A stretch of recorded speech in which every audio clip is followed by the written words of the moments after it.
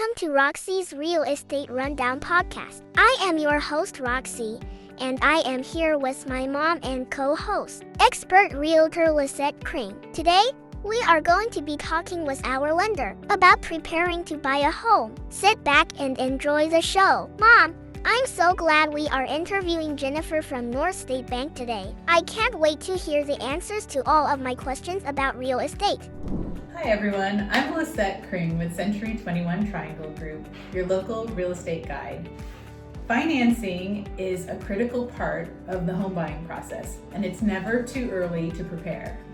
Today I'm joined by my longtime friend Jennifer Dodson with North State Bank. She's a mortgage loan officer, and she's going to break down what buyers need to know before they ever start house hunting. Thank you, Lisette. I appreciate the opportunity. Well, great. All right, so sweet Roxie. I know, Roxie had lots of questions. All right, so one of the first questions, what should buyers do financially before they ever start looking at houses? I think the top three things that I would suggest is really to find a loan officer, a trustworthy loan officer that has a proven track record. Maybe, someone in the area is probably very helpful because they might, know certain areas or certain properties, certain condo units, communities, things like that. They're going to know that might be certain pitfalls for clients. But a general understanding of the area, I think, is really good. Number two, I would probably say a big one, and I always ask the question up front, and a lot of times people haven't thought to look at it, is figure out how much money you have available, if you have any. There are some loans that don't require a down payment, so don't let that stop you. But I would say understand what your funds are, how much funds you think you have available for down payment and or closing costs.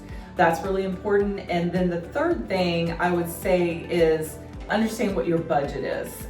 That's a really big one, because what I might actually be able to qualify a client for and what their monthly budget is of what they can afford or they feel comfortable with can be two different things. So really sitting down and working on that budget and understanding what you think you will feel comfortable with is the most important. Really, really good information. So we always hear that you need to get pre-qualified, which of course is very important before we start looking. But what is the difference between pre-qualification and pre-approval, and why does it matter so much in this market? So a pre-qualification is you're going to apply with your lender. So you're going to complete a loan application, and you're going to put the information in there. You're going to put the income that you make every month. You're going to put the amount of your assets, and we're going to pull credit. And that's about where it ends. So, we're going to look at anything that we can see based on the information you put that might ask us or require us to ask more questions.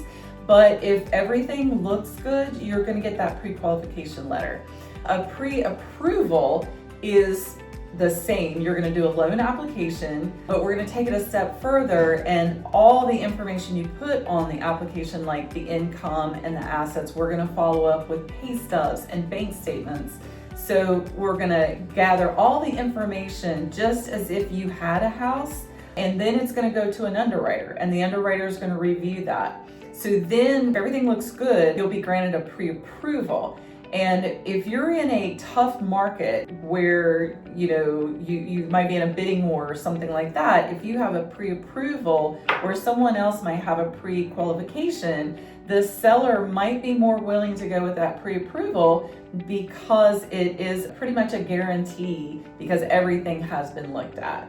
So in a tough market, and it also can speed the process up. So again, in a tough market where you might be needing to put in an offer for less days, a shorter time, which we've had before, where we're trying to rush to get to closing, you can go in and say, maybe I can do it in, 20 days or something like that, because meaning the contract to closing, because you've already been pre-approved. So at that point, all we might need to do is just update your statements. And that can really put you ahead. Yeah, on the real estate side of that really makes your offer so much stronger. Yeah. And makes you way more competitive. So yeah, that's really, really good advice. So what are some common financial mistakes that can delay or derail a deal? So the big one that everyone says, realtors and loan officers and anyone in the industry, we all have that story where someone went under contract and then all of a sudden we find out we might have to refresh credit or something, and then we find out that they've bought a car or financed a couch, or they knew the property was going to need a refrigerator, so they went out and financed it. So really, once you've done your pre-approval, going into contract and then to closing, you really should freeze everything. Don't do anything until you get to closing. Just listen to your loan officer, listen to your realtor, and if there is a cost or something that comes up and it's unavoidable, let's say you could potentially also be, maybe you got this fantastic offer from another employer, or you were in the middle of an employee change. Some of those types of things that are just unavoidable, talk to the loan officer and, work with them about what it is that, how this could hurt your loan. It might not, but let them guide you through the process. Yeah, definitely tell people sooner rather than later too. I mean, a lot of times people are like, oh, I don't want to say anything in case it's going to mess things up. But the sooner we have that information, yes, the better it is all the way around. Yes, the loan officer always needs all the skeletons in the closet. And so for my buyers out there, you can look at all the pretty furniture that you want to get, but don't buy it yet. Just wait. All right, so we've heard a lot about interest rates. They finally came down a little bit. So how do the interest rates really affect buying power beyond just the monthly payment? So a lot of it all comes down to really what we call in the industry your debt to income ratio. So the higher the interest rate, you're going to afford less in some cases, and the lower the interest rate, you could potentially get more for less, right? So it really can determine, what you qualify for. It can open you up to maybe a higher price point. And if you're also looking to put money away every month, it could also create cash flow. So, that rate really determines a lot of your future financial picture. Right. And even, not like we said, not just a monthly payment, but over the life of a 30-year loan, yes, that can be that's correct. Hundreds the amount that's being financed. Exactly. So yeah, very, very good things to keep in mind. So, as we wrap up, are there any other tidbits or final advice that you would give to someone who's just starting out in the process?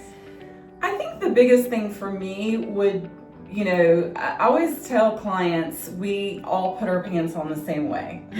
Don't get intimidated. Don't not take a step forward because maybe you don't understand the language, or maybe you don't understand, maybe you're worried you won't ask the right questions and things like that. So really working with a loan officer that is not only just trying to get you qualified, but also working with someone that understands what your life goals are.